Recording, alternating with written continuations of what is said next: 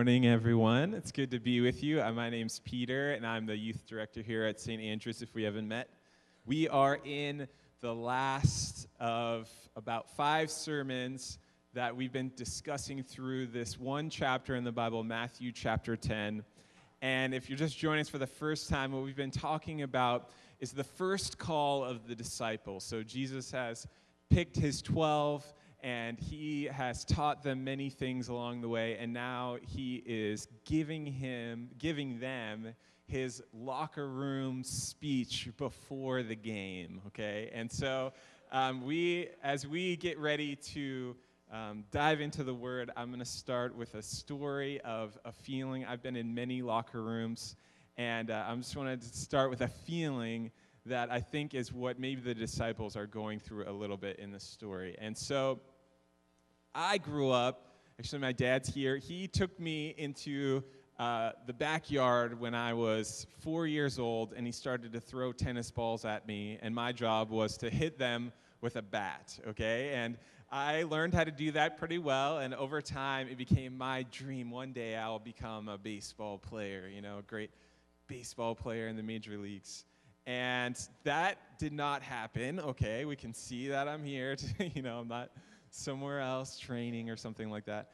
But I did have this big dream, and I made it all the way to play in college. And when I was 19 is the place where I think I began to learn that maybe I was not going to make it all the way to the major leagues. And how I found that out was there was all of these other guys that were way bigger than I was, way better than I was. I'm sure it was steroids, okay, but they were there, and I was this little skinny freshman, and they were these big guys, and I was like, oh man. And my coach kind of made it clear that I was a freshman, I was the lowest on the totem pole. I amazingly didn't get redshirted, and I actually got to be on the team on my freshman year. And as I went throughout the season, I learned a lot about how to be a good bench sitter, okay? I had my sunflower seeds, and I had my Gatorade, and I had my nickname for everybody on the team, and I knew when to cheer and when to be quiet. And I learned this habit of just sitting on the bench. Sometimes, even when I'm sitting on these right here, I kind of lean in the same way, and I'm like, oh man, I remember sitting on the bench. That's exactly what it felt like, okay? And so get to go, we go on all these trips, spend a lot of time together, and we did a trip that year to play the best team in I went to Azusa Pacific University, a small Christian college league in the NAIA. We played the best team, which was from Idaho, okay? So that tells you a lot about our league and how good it was. And they were Lewis and Clark College, so we went all the way to Idaho for spring break. We get there, we're playing about 4 games against the best team. I'm a freshman. I'm like, there's no way I'm going to play. I'm just going to enjoy this spring break Idaho. Woohoo. So there I am, and we get to stay at these host families.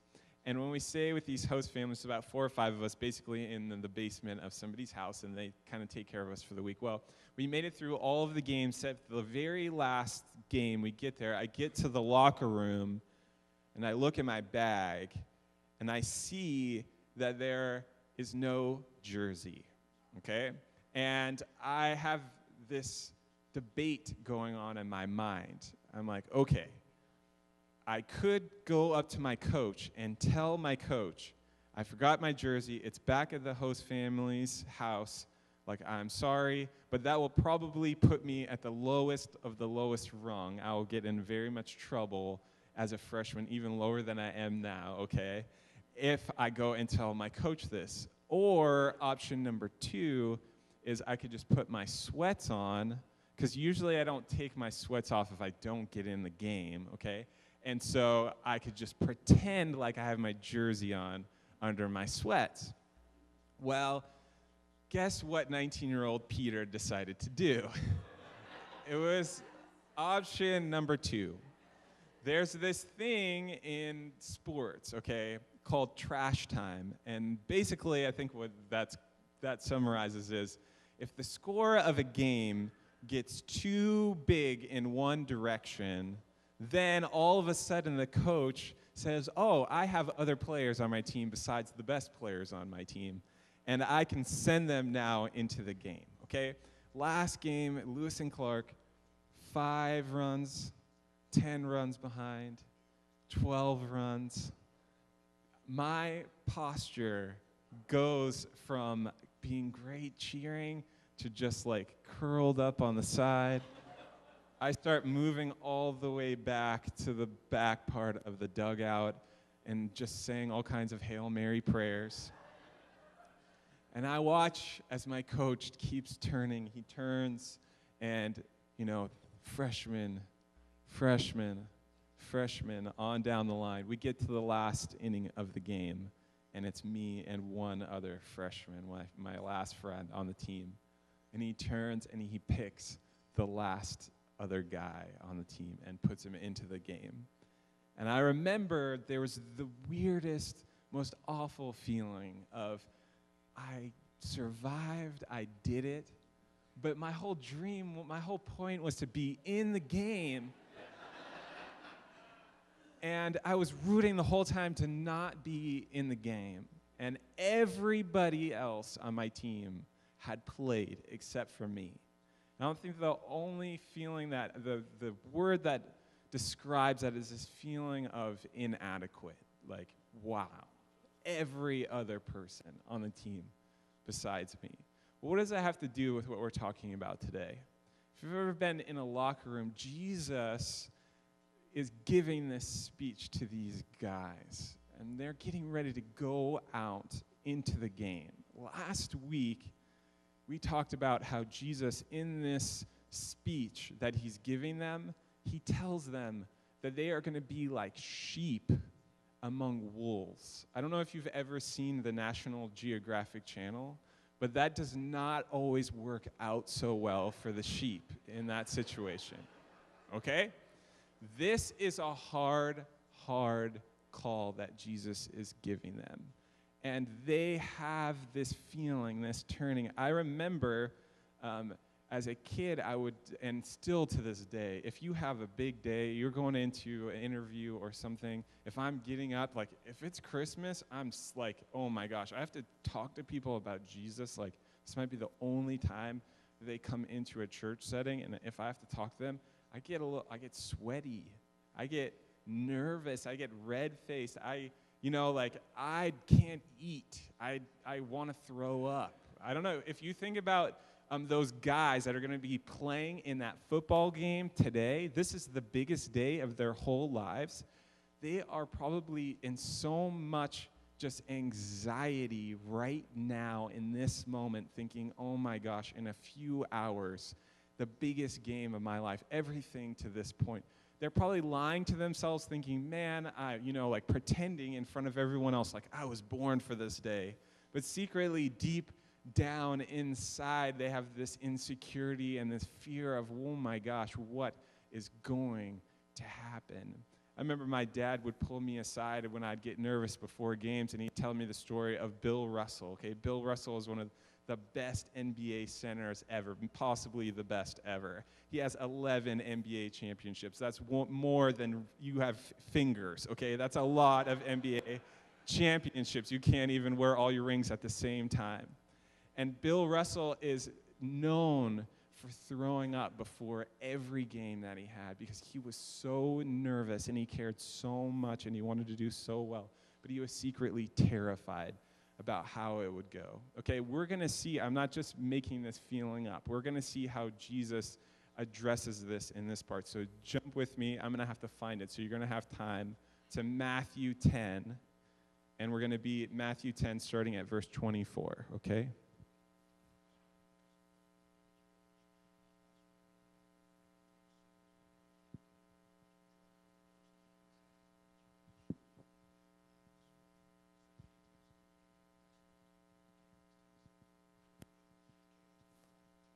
Says this. This is Jesus speaking. The student is not above the teacher, nor a servant above his master. It is enough for students to be like their teachers and servants like their masters. If the head of the house has been called Beelzebub, how much more the members of the household? Let's stop there for a second and think about that. So just earlier, Jesus did a miracle. And the Pharisees came, these Pharisees, these teachers of the law that were in this context that Jesus was in. They came to him and they said, why do you do these things? And he said, by the power of God. And they said, no, it's the spirit of Beelzebub that is in you that allows you to do these things. And so here now he's telling the disciples, he's saying, look, if they're willing to call me, the head of the household, Beelzebub, then they're also going to call you Beelzebub, the devil. They will label you. That, again, this is a hard call that Jesus is giving to these disciples. He's giving them preparation for what is ahead. He's not sugarcoating it. He's telling them the reality of what it looks like. That you too should prepare yourselves for being called Beelzebub, for looking crazy, and even people will think, your own people, the people in your own community, might think that you are possessed by the devil or that you are working for dark forces. Wow, that's a big call, okay? And so then let's see how he transitions here. In this very first part, we can see where he's addressing insecurity because he says this. So do not be afraid of them, for there is nothing concealed that will not be disclosed,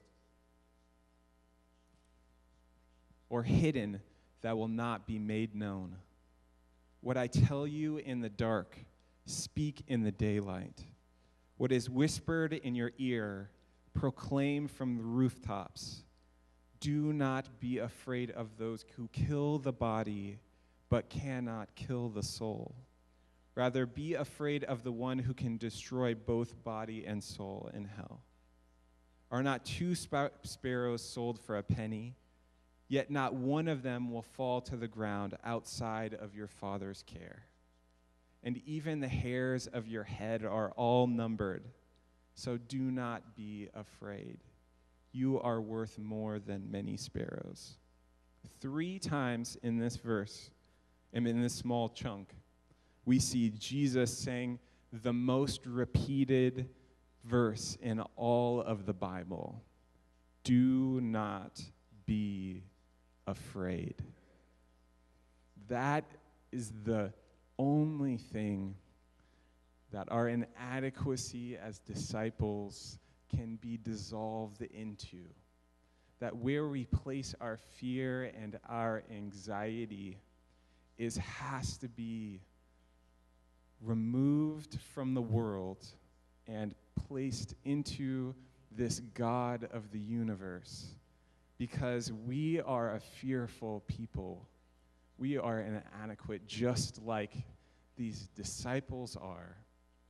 And God, oftentimes, I think we ask the wrong question. We ask each other, we say, do you believe in God? And that's a good question, but oftentimes there's a better question to be asked, and that is, do you know how much God believes in you? Do you know how much? And we can see that God believed in these guys in ways that are so great and grand, it must have been so intimidating. 12 disciples, 12 tribes of Israel. That would be like assigning each one of them to a state, that they're called to their own local community. That'd be like if I picked 50 of us in this room and I said, you're in charge of Idaho, North Dakota, Hawaii, okay, now let's go. Jesus believed in them so much. We get to see Jesus's relational genius, this shepherd that is taking his flock, these insecure tax collector, this just passionate, angry zealot, these simple fishermen working out, all of these guys, these just salt of the earth people. And he is saying, I believe in you. I entrust in you my mission. I believe in you so much. I believe that you can go out into your own community and they will call you all kinds of names. They will label you. They will tell you that you are working under the devil. You can endure that type of labeling. I believe that you can have thick enough skin that you can take the negative response of the people in your community that you're going to tell about me. I believe in you enough that you will take these things that you learn from me in the intimacy of these 12 in the dark shadows of Israel as we discussed this beautiful truth, as I sat with you, as we walked along this road together, and I whispered in your ear the truths of who God is. I believe in you enough that you can take these quiet truths that you learned in the intimacy of this family, and you can go out and you can declare them on rooftops. The things that were spoken in the secret place, that you can take them and you can say them to the whole world. I believe in you. And then he said, I think he looks into their eyes and he sees the fear, and he sees that they're afraid of what might happen to their bodies. And so he says, why are you afraid of this body that you have? There's only one person who's in charge of something greater than your body, and that is your soul. So fear that one. That is the beginning to all knowledge and wisdom, that your fear should be placed in this mission of God. And then immediately says, yes, you should be afraid of this great, grand God, but the good news is that he knows every hair on your head, that he knows everything about you, and he cares intimately about your well-being. And so this fear is given to the God who cares and who knows that you can accomplish so much more than you think you can. At the beginning of this chapter, Jesus gives the only reason for why the disciples are able to accomplish what they are able to accomplish. It says that Jesus gave them his authority. That is a truth that changed the way that I decided to live my life, because there is no way that I would become a Christian person. There is no way that I would stand up in front of people and try and talk to them about Jesus if it had to do with anything about me or my resume. If you went to my high school and you told some of my friends, Peter is preaching this Sunday, they'd be like, what the heck is that guy doing there? What are you talking about? That's a great question. What are you doing here? What are you doing here for Jesus?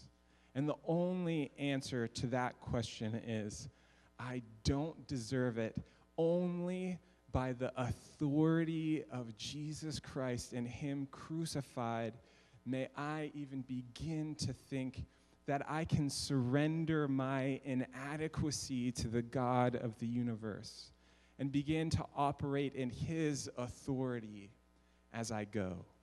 This is the goal for every disciple in this room.